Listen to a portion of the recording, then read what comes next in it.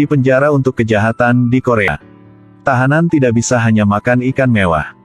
Juga ditugaskan untuk pacar. Ini adalah pembunuh berantai cabul. Kerabat korban menyumbangkan uang bersama.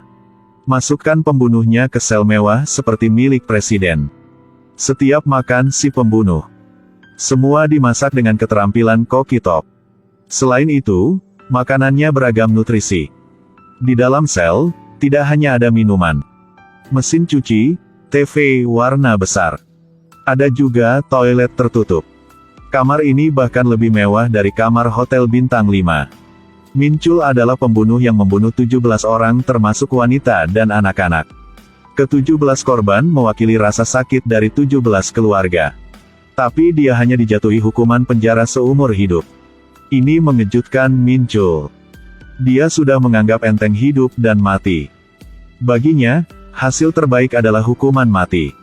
Tapi dia tidak menyangka dia masih bisa hidup. Tapi apa yang terjadi selanjutnya lebih mengejutkannya. Sipir membawanya ke sel kelas tinggi. Katakan ini adalah tempat kurungan isolasi masa depannya. Baju ganti semua ada di lemari. Lalu memberinya menu. Katakan apa yang ingin kamu makan. Bebas pesannya. Min Chul berdiri tak bisa berkata-kata karena terkejut. Ada perbedaan besar antara sel ini dan sel yang pernah dia masuki sebelumnya. Min Chul merasa ada yang tidak beres. Tapi dia segera menganggap enteng kematian. Tapi tidak terlalu dipikirkan. Nikmati saja semampu.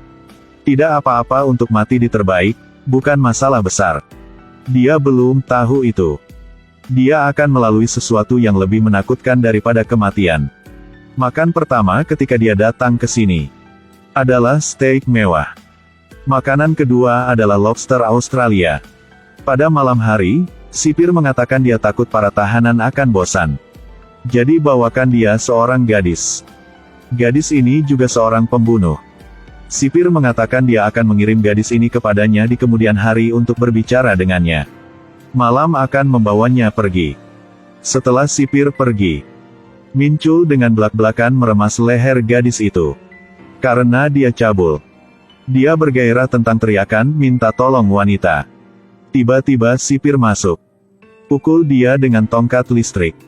Tunggu sampai Min Chul bangun. Dia terkejut menemukan bahwa dia diikat ke tempat tidur. Gadis dengan air mata di matanya menatapnya. Mohon bunuh aku. Ini menyebabkan Min Chul membeku selama 5 detik. Setelah berapa tahun ini, yang bisa dia dengar hanyalah memohon untuk hidup. Ini adalah pertama kalinya mendengar permintaan seperti itu. Gadis itu menangis dan mengatakan dia membunuh suaminya. Karena suaminya sering memukulinya. Penampilan menyedihkan gadis itu. Seketika membangunkan sesuatu di dalam Min Chul. Lalu saat makan nasi, gadis yang merawat Min Chul. Kelembutannya membuat Min Chul memiliki perspektif yang berbeda tentang wanita. Kemudian mereka mengerjakan film Korea bersama.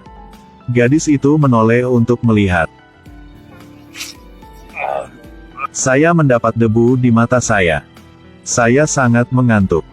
Seorang pembunuh yang terlihat seperti ini tetapi masih memiliki 1 liter air mata yang diambil dari film Korea. Hari-hari berikutnya, Min Chul mulai fokus pada penampilan. Bahkan parfum yang disemprotkan. Dia menantikan penampilan gadis itu. Perasaan saat aku bersama seorang gadis. Dia memiliki perasaan yang belum pernah dia rasakan sebelumnya. Harus mengatakan, dia sudah naksir gadis ini. Hari itu, Min Chul memberi gadis itu hadiah. Dengan tangannya sendiri memahat sepanjang malam. Gadis untuk berterima kasih padanya. Beri dia ciuman. Keduanya akhirnya memasuki hubungan kencan. Suatu hari sipir masuk. Bicaralah dengan Min Chul. Setelah ini gadis itu tidak perlu pergi lagi. Dapat hidup dengan Min Chul dari sini. Dan katakan jika mereka bersedia. Dapat mengadakan upacara pernikahan untuk mereka. Sama seperti itu, mereka berdua menikah. Juga mengambil foto pernikahan yang layak. Segera mereka punya bayi bersama. Untuk menjaga istri, Min Chul melakukan pekerjaan rumah setiap hari. Tapi suatu hari gadis itu mulai mengalami sakit perut yang parah. Dia akan melahirkan.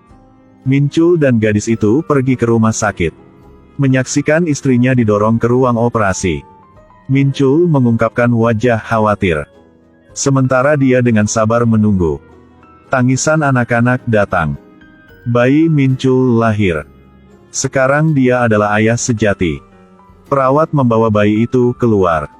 Sipir membuka borgolnya. Minchul memeluk bayinya. Dia bilang anaknya terlalu mirip dengannya. Sangat tampan. Saat dia sangat bahagia.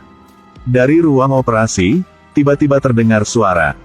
Ternyata setelah melahirkan, istrinya mengeluarkan banyak darah. Sayangnya meninggal di meja operasi. Minchul langsung berubah menjadi batu. Dia pergi ke ruang operasi. Lihatlah mayat istrinya yang dingin. Untuk pertama kalinya dia merasa tidak berdaya. Ketakutan akan tubuh. Minchul patah hati. Dia merasa seperti seluruh langit jatuh. Kemudian kembali ke sel. Sipir menggendong anak itu. Dia ingin Minchul mengangkat semangatnya.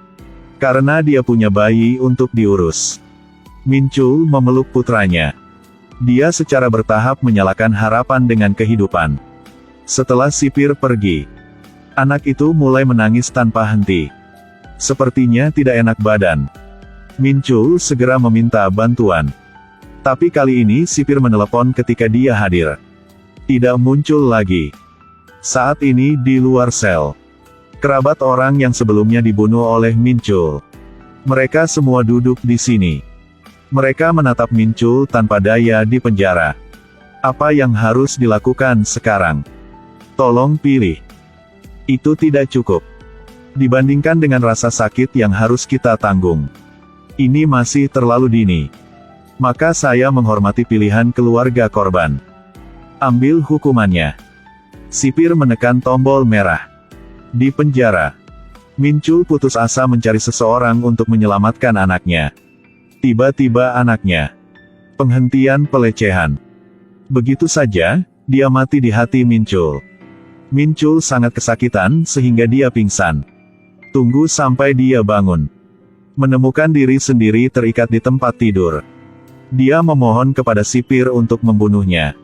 Sipir berkata, bagaimana bisa? Sekarang adalah awal dari hukumanmu. Ternyata istri dan anak-anak Minchul. Mereka semua robot. Itu karena kerabat korban mengumpulkan uang dan memasukkan Minchul ke dalamnya. Mereka ingin Minchul merasakan sakitnya kehilangan orang yang dicintai seperti mereka. Harus membuat Minchul merasakan bagaimana rasanya hidup tidak sebaik kematian.